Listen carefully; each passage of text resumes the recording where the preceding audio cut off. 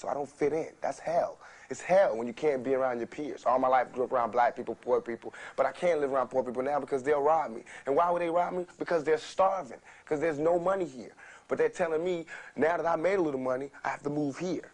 So it's not like no one's ever trying to deal with this section. They're just moving away from it. And we're going to have more stars coming from the ghetto, but they're gonna all move this way. You know what I'm saying? So it's like all the society is doing is leeching off the ghetto.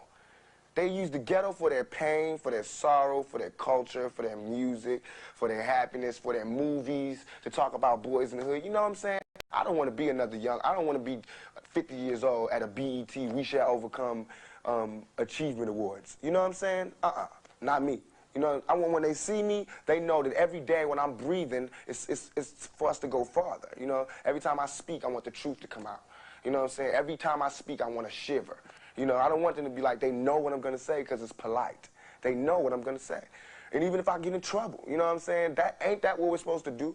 I'm not saying I'm going to rule the world or I'm going to change the world, but I guarantee that I will spark the brain that will change the world. And that's our job, is to spark somebody else watching us.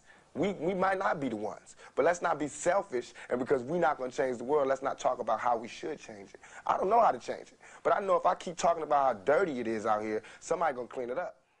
Who has created the slum and the ghetto that you're living in? Nothing but a debt. And since the American white man has used his control over the press and over the textbooks and over all forms of media to make it appear that he has done us a favor by bringing us here and enslaving us, then the Honorable Elijah Muhammad has to rewrite history or retell history. And since the white man can't dispute this truth, he tries to defend himself by saying that Mr. Muhammad is teaching hate. It's not hate to say that we were kidnapped and brought here. It's truth. It's not hate to say that we were Jim Crow, discriminated and segregated. It's truth. It's not hate to say that the Supreme Court, which is the highest court in this country, came up with a hypocritical desegregation decision 9 years ago, which they haven't enforced yet. That's not hate. That's truth.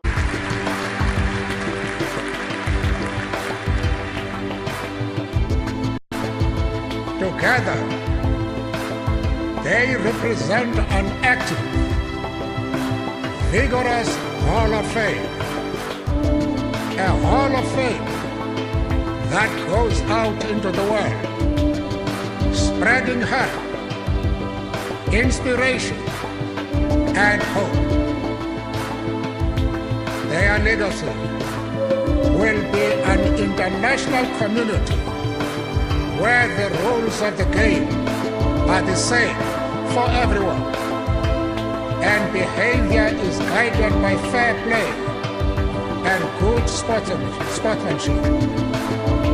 I ask you now to rise and join me in commending the original inductees into the World Sports Academy Hall of Fame. I'd like to know what you're going to do when you retire from boxing. When I retire from boxing, I really don't know. I want to say something right here. This might make you all think. Get ready to meet God. Owning real estate, going in business, teaching boxers, that won't get me to heaven. How many here believe there's a supreme being, believe there's a God? How many believe there's some power that made the sun, the moon, the stars? How many believe that this stuff didn't just come out here? Somebody wiser than us made it. How many believe there's a God? How many believe there's not a God? All right, if I told you who don't believe in God, if I told you that this glass sprang into existence, this glass made itself, no man made this glass, would you believe it? If I told you this television station popped into existence, no man made it, you say Muhammad Ali's crazy. All right. If that glass couldn't make itself, if this building didn't make itself, then how did the moon get out there? How did the stars and Jupiter, Neptune and Mars and the sun, how did nature, how did all this come here if didn't know why is something planning to make it? So what I'm saying is, I believe we're going to be judged. God is watching me. God don't praise me because I beat Joe Frazier. God don't give nothing about Joe Frazier. He wants to know, how do we treat each other? How do we help each other? So I'm going to dedicate my life to using my name and popularity, helping charities, helping people, uniting people, bringing people bumming each other because of religious beliefs. We need somebody in the world to help us make peace. So when I die, if there's a heaven, I want to see it. We all going to die soon. This is not the life now. This is a test to see where will we spend our life. Your soul and your spirit never die. That's going to live forever. So your body is just housing your soul and spirit. So God is testing us on how we treat each other, how we live, to see where our real home be in heaven. So this physical stuff don't last for so long. There have been many kings and queens of England. They're all dead. After this one is gone, another one will come. So we don't stay here. We're just trustees. We don't own nothing.